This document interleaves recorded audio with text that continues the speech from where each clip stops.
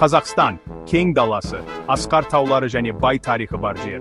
Бұл сондай-ақ ежелгі дәстүрлер мен қазіргі заманғы нанымдар тоғысатын терең рухани жер. Оның алуан түрлі ландшафтында киелі орындар шашыраңқы, олардың әрқайсында сенім, төзімділік және мәдени мұра туралы әңгімелер бар. Бұл орындар тек тарихи қызығушылықтан артық нәрсе ұсынады. Олар қазақ халқының жанына үңілуге мүмкіндік береді. Ғасырлар бойы бұл киелі орындар тыныштық, даналық немесе өздерінен де үлкен нәрсеге қосылуды іздеген қажылар мен саяхатшыларды өзіне тартты.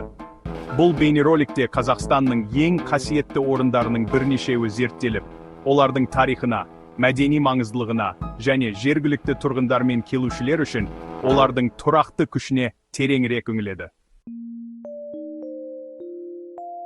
Қазақ даласының ортасында тарих пен руханиятқа толы Түркістан қаласы орналасқан.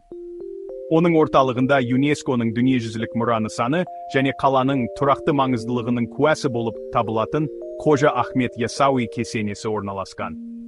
Түркістан тарихы ғасырлар бойы жібек жолындағы маңызды аялдама болған кезінен бастап, ислам білімінің орталығы ретіндегі рөліне дейін созылып жатыр.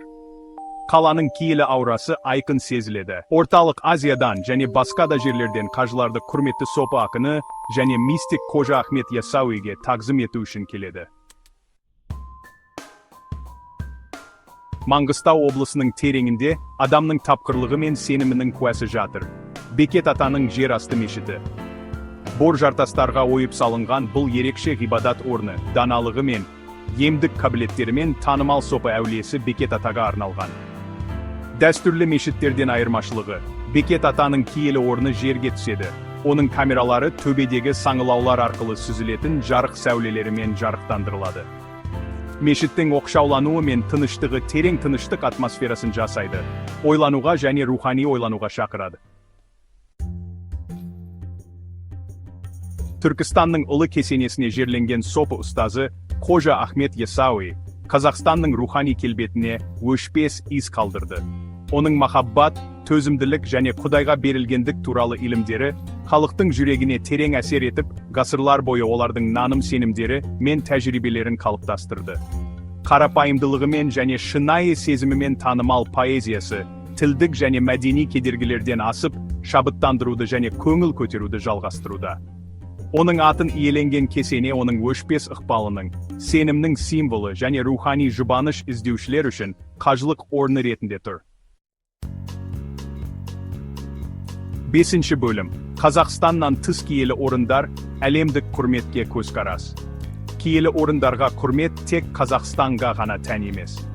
Бүкіл әлем бойынша мәдениеттер мен діндер терең рухани маңызы бар орындарды белгіледі. Ангкор-ваттың ежелгі ғибадатханаларынан бастап қасиетті Ганг өзеніне дейін, бұл орындар адамзаттың ең терең сенімдері мен ұмтылыстарын бейнелейді. Бұл орындар адамдардың Құдаймен байланысуының және айналасындағы әлемде мағына табуының алуан түрлі жолдарына көзқарас береді. Олар қажылық, ғибадат ету немесе тыныш ойлану орындары болсын. Олар бізге сенімнің мәңгілік күшін және мағына мен мақсатты іздеудегі ортақ адамилықты еске салады. 6-ші бөлім. Қажылық пен мәдени мұраны сақтаудың маңызы. Қажылық, киелі орындарға сапар шегу, Қазақстанда көрнекті орын алатын исламды қоса алғанда, көптеген діндердің ажырамас аспектісі болып табылады. Ғасырлар бойы қажылар рухани ағарту, кешірім немесе өз сенімдерімен тығыз байланыс іздеп, осы орындарға қиын сапарларға аттанды. Бұл сапарлар тек физикалық емес. Олар терең рухани берілгендікті және өзінен үлкен нәрсемен байланысуды білдіреді. Бұл киелі орындарды сақтау тек тарихи ескерткіштерді сақтау ғана емес. Бұл мәдени мұраны қорғау, ата-баба дәстүрлерін құрметтеу және болашақ ұрпақтардың осы күшті орындардан шабыт ала беруін қамтамасыз ету туралы. 7-ші бөлім. Орынның күші. Киеліні сезіну. Ғасырлар бойғы сенім мен берілгендікке толы орындарда даусыз күш бар. Мешітке, кесенеге немесе ежелгі ғибадатханаға кіру бізге өткенмен нақты байланысуға, көп уақыт бұрын сыбырланған дұғалардың жаңғырығын сезінуге және таңданыспен таңқалу сезімін бастан кешіруге мүмкіндік береді.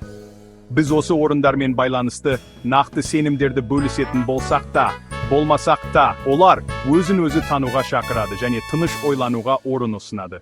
Олар бізге байланысқа, трансценденттілікке және өзімізден үлкен нәрсеге тиесілік сезіміне деген адами қажеттілікті еске салады. 8-ші бөлім. Зерттеуге шақыру. Қазақстанның киелі жүрегін ашыңыз. Қазақстанның киелі орындары елдің бай рухани гөбеленіне үңілуге ерекше мүмкіндік береді. Тарихи және сәулеттік маңыздылығынан тыс, бұл орындар қазақ халқының жанына, олардың мәңгілік сеніміне және мұрасымен терең байланысына көзқарас береді. Бұл орындарды зерттей отырып келушілер қазақ мәдениетін, оның дәстүрлерін және ұрпақтар бойы халқын қалыптастырған құндылықтарды тереңірек түсіне алады. Бұл киелі орындарға саяхат тек көрікті жерлерге сапар емес, бұл Қазақстанның жүрегімен байланысу мүмкіндігі. 9-ші бөлім қорытынды. Рух пен мұра сапары. Қазақстанның киелі орындары тек тарихи ескерткіштер ғана емес. Олар сенімнің, руханияттың және мәдени мұраның мәңгілік күшінің тірі куәгерлері. Олар қазақ халқының жүрегіне, олардың сенімдеріне және құндылықтарына көзқарас береді.